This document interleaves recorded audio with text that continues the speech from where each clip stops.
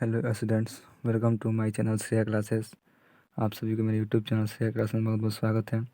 तो आज हम लोग क्लास 10 के मैथ का पहला चैप्टर देखेंगे, प्रश्नावली 1.1। तो इसके पहले हम लोग कुछ इसके बेसिक कॉन्सेप्ट को देखेंगे। तो चलिए स्टार्ट करते हैं। तो पहला है जो संख्या संख्या को दो ब्याज किया जाता है। जो पहला है वास्तविक संख्या, दूसरा है अवास्तविक संख्या। वास्तविक संख्या को कहा जाता है रियल नंबर और वास्तविक संख्या को कहा जाता है अनरियल नंबर। और जो वास्तविक संख्या होता है इसको दो भाग में बांटा जाता है, परमेय संख्या और अपरिमेय संख्या। परमेय संख्या को कहा जाता है रेशनल नंबर और अपरिमेय संख्या को कहा जाता है इरेशनल नंबर। संख्याओं को मुख्य रूप से दो वर्गों में विभाजित किया जाता है। जो संख्या होता है उसको मुख्य रूप से दो वर्गों में विभाजित किया जाता है, वास्तविक संख्या रियल नंबर और वास्तविक संख्या अनरियल नंबर। तो पहला देखते हैं वास्तविक संख्या रियल नंबर। अवास्तविक संख्याओं को छोड़कर शेष सभी संख्याओं को वास्तविक संख्या कहा जाता है। ये कह रहा है कि अवास्तविक संख्याओं को छोड़कर बाकी शेष सभी संख्या को वास्तविक संख्या कहा जाता है। जैसे √5, 5, -5, 7/2, 3.14 डैश डैश। उसके बाद है अवास्तविक संख्या अनरियल नंबर। ऐसी संख्या रूट के अंदर हो और ऋणात्मक हो तो ऐसी संख्याओं को अवास्तविक संख्या कहा जाता है। जैसे √-5, √-4, √-10, √-16। ये कह रहा है कि ऐसी संख्या जो रूट के अंदर हो, और ऋणात्मक हो, मतलब कि जो रूट के अंदर हो और ऋणात्मक हो तो ऐसी संख्या को अवास्तविक संख्या कहा जाता है। वास्तविक संख्याओं को मुख्य रूप से दो भागों में विभाजित किया था। अब जो वास्तविक संख्या होता है उसको मुख्य रूप से दो भागों में बांटा गया है। तो पहला है अपरिमेय संख्या और दूसरा है पहला है परिमेय संख्या और दूसरा है अपरिमेय संख्या, रेशनल नंबर। ऐसी वास्तविक संख्या जिसे p/q के रूप में व्यक्त किया जा सकता है अपरिमेय संख्या कहलाता है। जैसे √2, √3, √5, पाइप etc। उसके बाद नोट कुछ याद रखिएगा, वास्तविक संख्याओं को के समुच्चय को r से सूचित किया जाता है। जो वास्तविक संख्या होता है उसके समुच्चय को r से सूचित किया जाता है। परिमेय संख्या के समुच्चय को q से सूचित किया जाता है। वास्तविक संख्या का जो समुच्चय होता है वास्तविक संख्या का समुच्चय होता है उसको r से सूचित किया जाता है और परिमेय संख्या का समुच्चय होता है उसको q से सूचित किया जाता है। अब देखते हैं सम संख्या इवन नंबर। ऐसी संख्या जो दो से पूर्णतः विभाजित होता है सम संख्या कहता है। ये कह रहा है कि ऐसी संख्या जो दो से पूर्णतः विभाजित भाग हो जाए सम संख्या कहता है। जैसे 2, 4, 6, 8 से विषम संख्या। Odd number. ऐसी संख्या जो दो से पूर्णतः विभाजित नहीं होती है विषम संख्या कहता है। ऐसी संख्या जो दो से पूर्णतः विभाजित नहीं होती है विषम संख्या कहलाता है। जैसे 1, 3, 5, 7। उसके बाद प्राकृतिक संख्या नेचुरल नंबर। गिनती की संख्याओं को प्राकृतिक संख्या कहा जाता है। प्राकृतिक संख्या के समुच्चय को n से सूचित किया जाता है। जो गिनती की संख्या होती है उसी को प्राकृतिक संख्या कहा जाता है। प्राकृतिक संख्या के समुच्चय को N से सूचित किया जाता है। आपका नेक्स्ट है पूर्ण संख्या, जिसको इंग्लिश में बोलते हैं होल नंबर्स। प्राकृतिक संख्याओं के समुच्चय में जब शून्य को सम्मिलित कर लिया जाता है तब संख्याओं के इस समूह को पूर्ण संख्या कहा जाता है। पूर्ण संख्या के समुच्चय को W से सूचित किया जाता है। ये कह रहा है कि प्राकृतिक संख्या का जो समूह होता है उस समूह में जब शून्य को सम्मिलित कर लिया जाता है, जोड़ लिया जाता है, तो तब उस संख्याओं के समूह को पूर्ण संख्या कहा जाता है। पूर्ण संख्या को W से सूचित किया जाता है। जैसे 0, 1, 2, 3। उसके बाद है पूर्णांक, जिसको से बोलते हैं इंटीग्रल्स। पूर्ण संख्याओं के समूह में जब प्राकृतिक संख्याओं में ऋणात्मक चिन्ह लगाकर शामिल कर लिया जाता है तब संख्याओं के इस समूह को पूर्णांक कहा जाता है। पूर्णांक के समुच्चय को Z से सूचित किया जाता है। ये कह रहा है कि पूर्ण संख्याओं के समूह में जब प्राकृतिक संख्याओं में ऋणात्मक चिन्ह लगाकर सम्मिलित कर लिया जाता है, जोड़ लिया जाता है, तो तब इस संख्याओं के समूह को पूर्ण संख्या पूर्णांक कहा जाता है। पूर्णांक के समुच्चय को Z से सूचित किया जाता है। जैसे -3, -2, -1, 0, 1, 2, 3। उसके बाद है भाज्य संख्या कंपोजिट नंबर। ऐसी संख्याएं जो एक तथा स्वयं को छोड़कर अन्य संख्या से भी विभाजित होता है भाज्य संख्या कहलाता है। ये कह रहा है कि ऐसी संख्या जो एक तथा स्वयं को छोड़कर अन्य संख्या से विभाजित होता है तो इस संख्या को भाज्य संख्या कहता है। जैसे 4, 6, 8। उसके बाद है अभाज्य संख्या प्राइमर नंबर्स। इसको बोला जाता है कंपोजिट नंबर। ऐसी संख्याएं जो एक तथा स्वयं के अतिरिक्त अन्य किसी भी संख्या से विभाजित नहीं होती और भाज्य संख्या कहता है। ये कह रहा है ऐसी संख्या जो एक तथा स्वयं के अतिरिक्त, मतलब एक और स्वयं के अतिरिक्त अन्य किसी भी संख्या से विभाजित नहीं होती है अभाज्य संख्या कहलाता है। जैसे 2, 3, 5, 7, 11, 13। उसके बाद कुछ नोट पॉइंट याद रखिएगा। दो एकमात्र ऐसी संख्या है जो सम संख्या होने के साथ साथ अभाज्य संख्या भी है। दो एक ऐसी मात्र संख्या है जो सम संख्या होने के साथ साथ अभाज्य संख्या भी है। अंकगणित का आधारभूत प्रमेय। प्रत्येक भाज्य संख्या को एक अद्वितीय रूप से अभाज्य संख्या के गुणनफल के रूप में व्यक्त किया जा सकता है।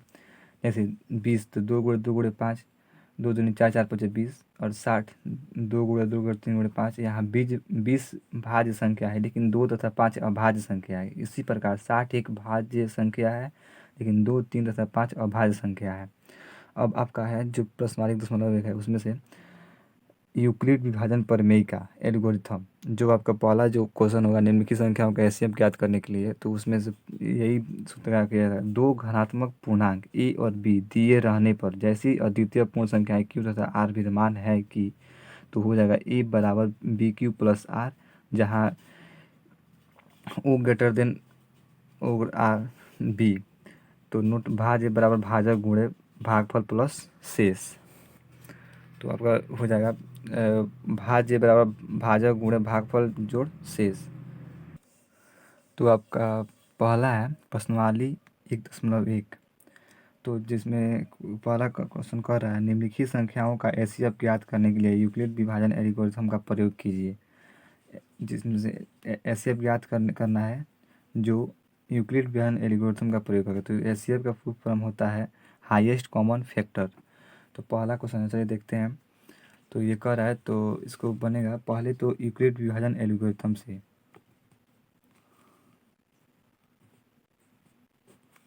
यूक्लिड विभाजन एल्गोरिथम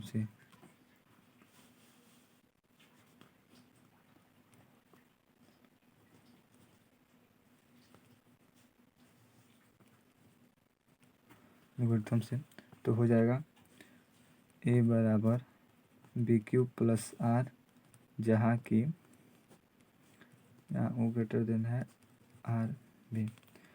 तो पहले हो जाएगा 225 गुणे 135 गुणे 1 प्लस 90।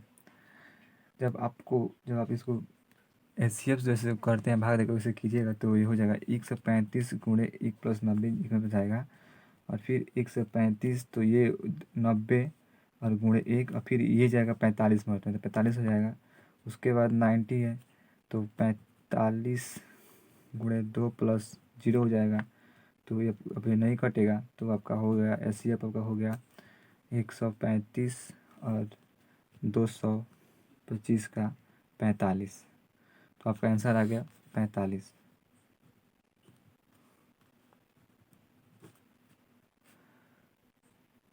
तो आप लोग को समझ में आया होगा। समझा दे रहे हैं फिर से एक बार हम।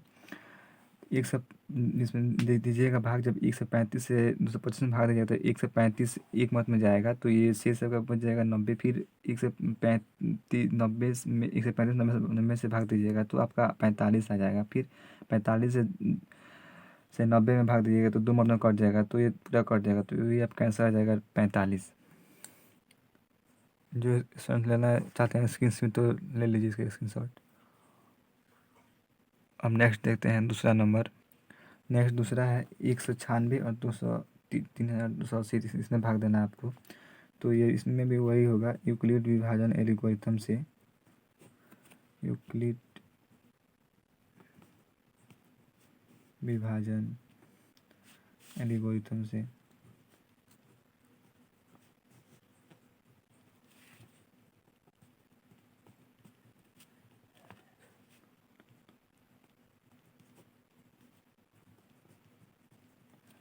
तो ये हो जाएगा 38220। इसमें 196 से भाग देना है तो ये हो जाएगा समय 195 आ जाएगा और प्लस 0। तो इसका आंसर आपका आ गया, एक पे में कट जाएगा तो 196 और 38220 का आपका आ जाएगा आंसर। तो ये होगा 196 आपका आंसर आ गया। तो स्क्रीन शॉट लेना चाहते हैं जल्दी से ले लीजिए। नेक्स्ट आपका तीसरा नंबर है 867 और 255। 255 से 867 में भाग देना है, तो इसका भी वही होगा, यूक्लिड डिवीजन एल्गोरिथम से यही सूत्र लग जाएगा। चलिए देखते हैं। तो 867 में देना है 255, तो इसका हो जाएगा 255 में 867 255 से जब भाग दीजिएगा तो ये जाएगा 3 मर्त में, और इसका शेष हो जाएगा 102। और फिर क्या होगा कि 255 में 102 से भाग दिया जाएगा तो ये होगा 2, और इसका शेष हो जाएगा 51। और फिर 102 में 51 से दे तो ये पूरा का 2 मर्त में कट जाएगा और शेष रहेगा 0। इसका SCF हो जाएगा का 867 और 255 का SCF आ जाएगा 51 आंसर। तो ये आपका पहला नंबर का क्वेश्चन तीनों खत्म हो गया। अब नेक्स्ट देखते हैं दूसरा नंबर। तो आपका नेक्स्ट दूसरा नंबर क्वेश्चन है, दूसरा नंबर कह रहा है दर्शाइए कि कोई भी धनात्मक विषम पूर्णांक 6 क्यूब प्लस 1 या 6 क्यूब प्लस 3 या 6 क्यूब प्लस 5 के रूप का होता है जहाँ क्यू कोई पूर्णांक है। तो चलिए देखते हैं इसको। तो इसका पहले हो जाएगा, माना कि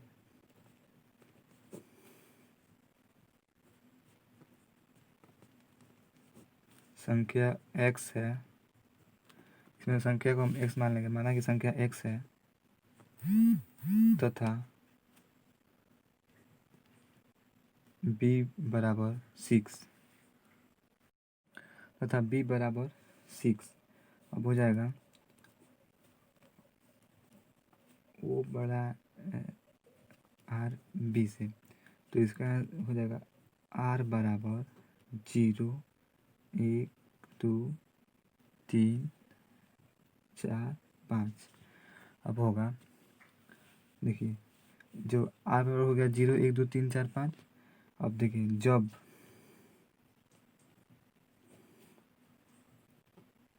r बराबर 0, जब r बराबर 0 तो x बराबर 6 क्यू प्लस 0 बराबर 6 क्यू। उसके बाद है फिर जब r बराबर 1 तो x बराबर 6 क्यू हो जाएगा। तो जब r बराबर 1 तो x बराबर 6 क्यू प्लस 1, 6 क्यू प्लस 1 हो जाएगा। उसी तरह है जब r बराबर 2 तो x बराबर 6 क्यू प्लस 2। अब फिर जब r बराबर 3 तो x बराबर 6 क्यू प्लस 3। फिर जब r बराबर 4 तो x बराबर का हो जाएगा 6 क्यू प्लस 4। फिर जब r बराबर 5 तो x बराबर 6 क्यू प्लस 5। अब देखिए क्या कर रहा है। अब होगा स्पष्ट है कि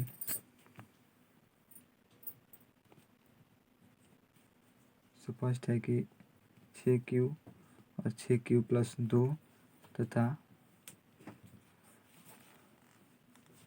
6 क्यू प्लस 4 2 से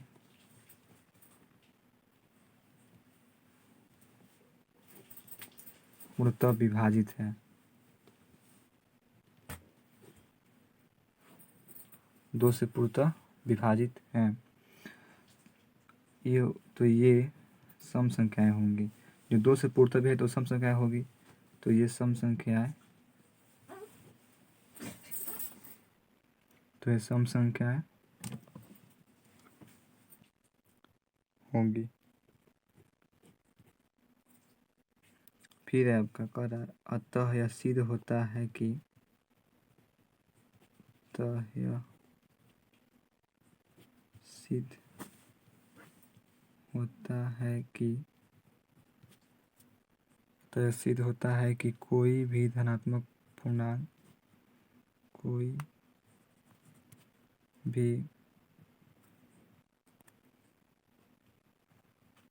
कोई भी धनात्मक पूर्णांक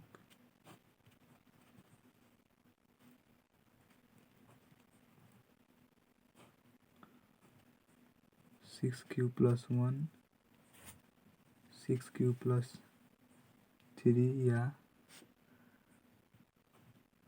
6q+5 के रूप का होता है। तो आप लोग को समझ में आ गया होगा, और जो इसका स्क्रीनशॉट लेना चाहते हैं तो मैं एक बार ऊपर से कर रहा हूँ, स्क्रीनशॉट ले लीजिएगा।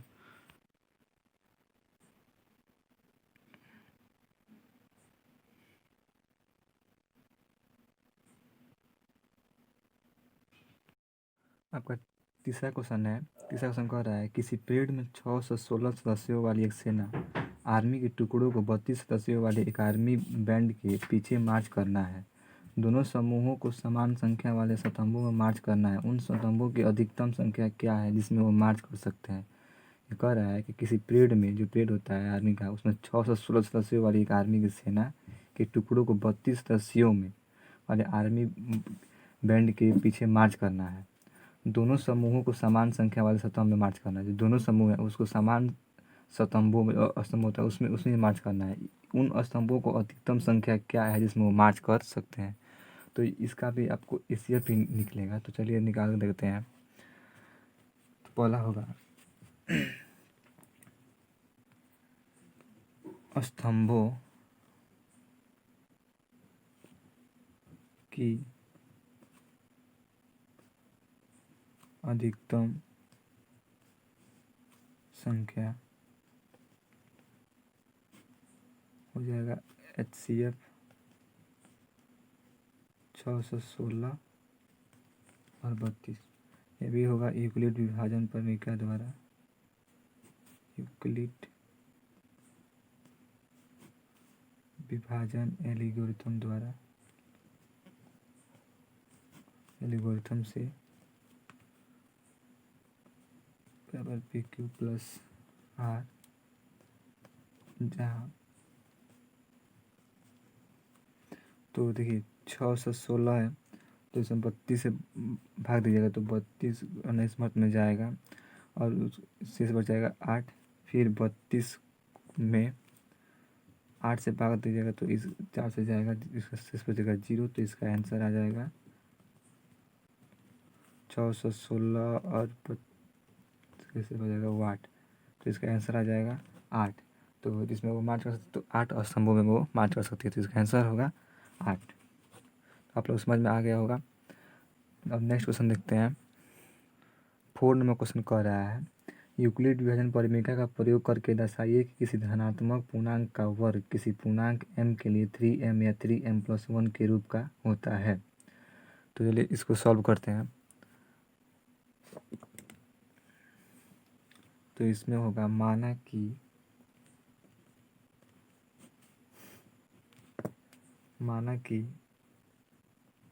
x कोई धनात्मक पूर्णांक है तथा b बराबर 3 है। तो ये हो जाएगा ग्रेटर देन b। तो यहाँ पे r बराबर 0, 1, 2, जहाँ जब r बराबर 0 तो x बराबर 39 + 0 बराबर 39 हो जाएगा। उसके बाद दोनों तरफ वर्ग करने पर, दोनों तरफ वर्ग करने पर तो हो जाएगा x² 39 हो जाएगा। तो ये होगा x² 9q² 3 और 3q²। तो फिर x² बराबर 3m, जहाँ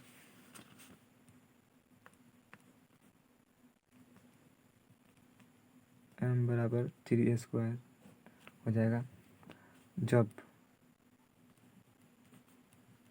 r बराबर 1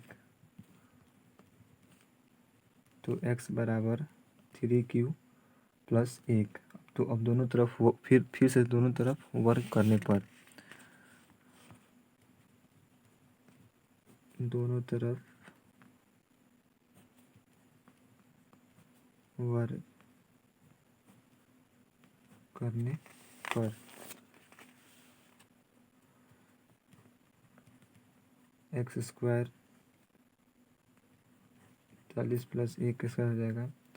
उसके बाद x² 3a² प्लस 2 गुणे 3q प्लस 1 का स्क्वायर, जहाँ सूत्र हो जाएगा a प्लस b का होल स्क्वायर।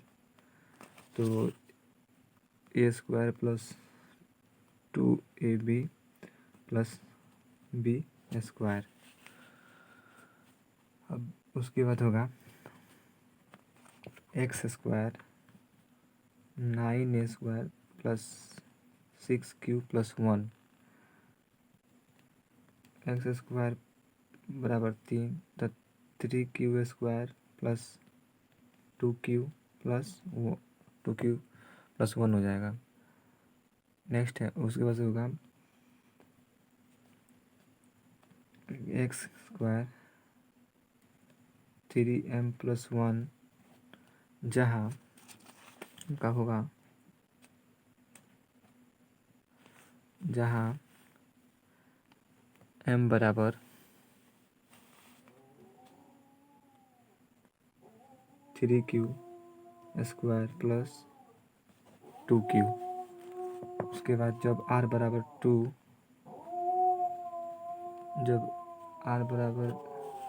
2 तो x बराबर 3q प्लस 2। जब r बराबर 2 तो 3q प्लस 2। तो जो स्टूडेंट इसका स्क्रीनशॉट लेना चाहते हैं तो फट से इसका स्क्रीनशॉट ले लीजिए, फिर इसका आगे सॉल्व करते हैं।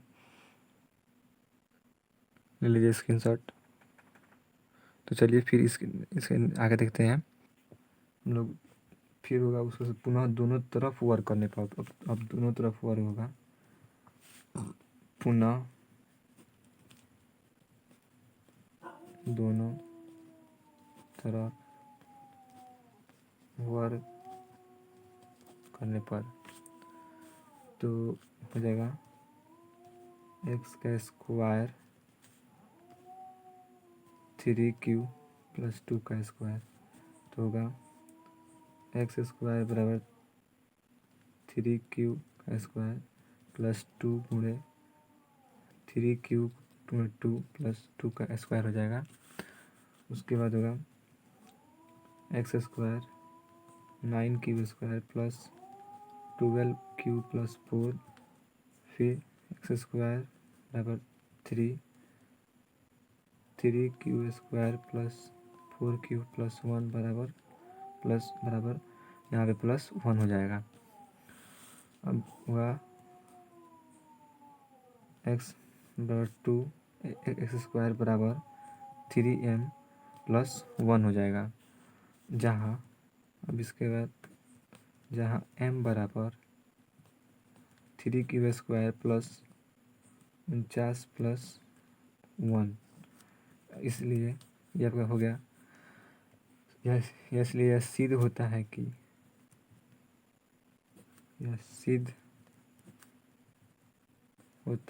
कि किसी धनात्मक पूर्णांक का वर्ग, इसलिए सिद्ध होता है किसी धनात्मक पूर्णांक का 3n या 3m प्लस 1 के रूप का होता है। इसी तरह हम लोग का 4th में क्वेश्चन कंप्लीट हो गया। तो ये स्टूडेंट इसका स्क्रीनशॉट लेना चाहते हैं वो जल्दी से ले लीजिए। तो नेक्स्ट क्वेश्चन है 5 नंबर। 5 में क्वेश्चन कर रहा है यूक्लिड विभाजन प्रमेयिका का प्रयोग करके दर्शाइए कि किसी धनात्मक पूर्णांक का घन 9m प्लस 1 या 9m प्लस 8 के रूप का होता है। चलिए इसको सॉल्व करते हैं। तो पहले हम लोग मान लेंगे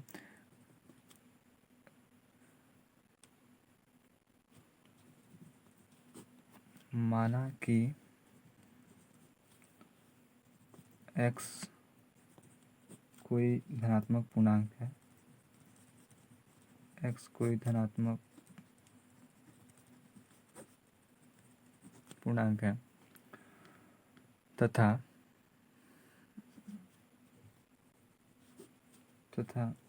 b बराबर 3 है।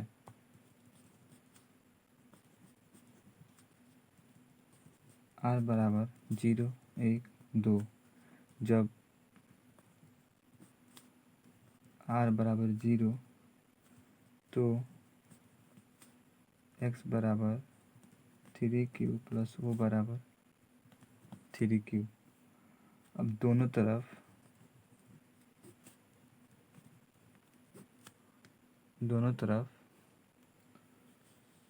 घन करने पर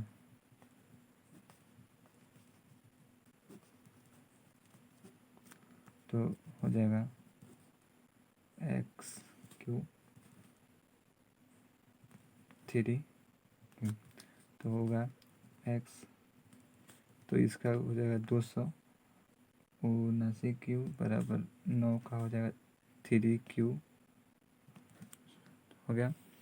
अब उसके बाद जब r बराबर 1,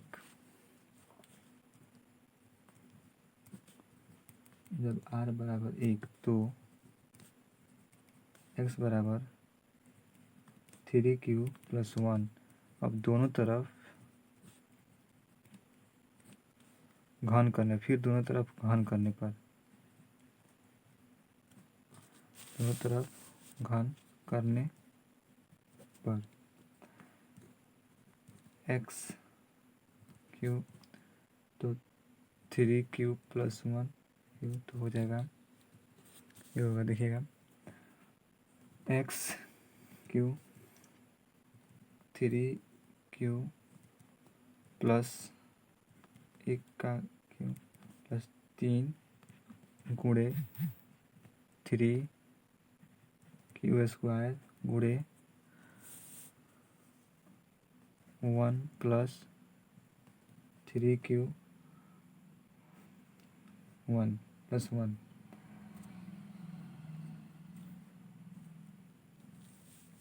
उसका हो जाएगा a प्लस बी क्यू तो a Q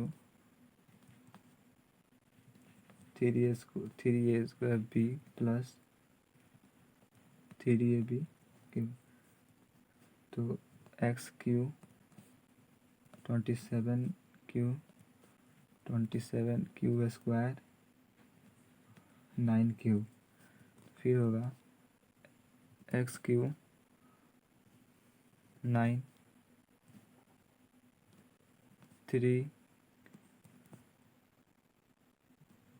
3q square plus 9 plus 1। अब होगा x 9m प्लस 1 जहाँ m बराबर 3q स्क्वायर प्लस 9। उसके बाद होगा जब r बराबर 2 तो x बराबर 3q प्लस 2। फिर पुनः दोनों तरफ घन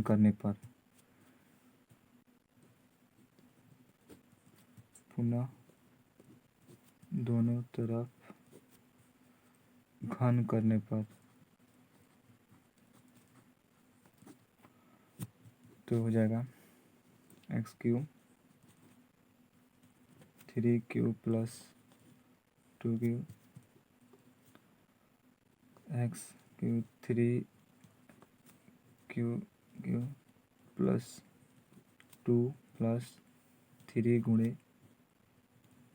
3 क्यू² गुणे 2 प्लस 3 गुणे 3 क्यू गुणे 2 का स्क्वायर। उसके बाद है एक्स क्यू हो जाएगा